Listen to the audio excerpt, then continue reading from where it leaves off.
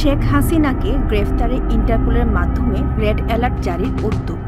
সাবেক প্রধানমন্ত্রী শেখ হাসিনাকে গ্রেফতারে ইন্টারপোলের মাধ্যমে রেড অ্যালার্ট জারি করতে ব্যবস্থা নিয়েছে অন্তর্বর্তী সরকার।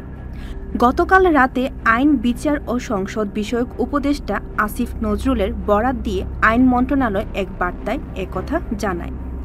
এর আগে সচিবালয়ে সাংবাদিকদের এক প্রশ্নের জবাবে আইন উপদেষ্টা রেড অ্যালার্ট জারির কথা বলেছিলেন। এরপর আইন মন্ত্রণালয় এক সংশোধনী বার্তায় জানায় রেড অ্যালার্ট জারির লক্ষ্যে ব্যবস্থা নেওয়া হয়েছে। আইন উপদেষ্টা সাংবাদিকদের বলেন, আমাদের যা যা করণীয় আমরা করে যাচ্ছি, আরও কিছু করণীয় থাকলে ক্ষেত্র বিশেষে চিন্তা করে আমরা তা করব। শেখ হাসিনাকে ভারত থেকে ফিরিয়ে আনার অগ্রগতির বিষয়ে আইন উপদেষ্টা বলেন, আমরা প্রত্যর্পণের জন্য চিঠি লিখেছি। এরপর ভারত যদি শেখ হাসিনাকে প্রত্যর্পণ না করে তবে সেটি বাংলাদেশের সঙ্গে ভারতের যে প্রত্যর্পণ চুক্তি রয়েছে তার সুস্পষ্ট লঙ্ঘন হবে।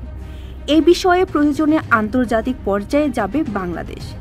পররাষ্ট্র মন্ত্রণালয় থেকে এক্ষেত্রে ব্যবস্থা নেওয়া হবে। গত 5 আগস্ট ছাত্র জনতার তীব্র গণ আন্দোলনের মুখে আওয়ামী লীগ সরকারের পতন হয়। পদত্যাগ করে দেশ ছাড়েন সাবেক প্রধানমন্ত্রী শেখ হাসিনা।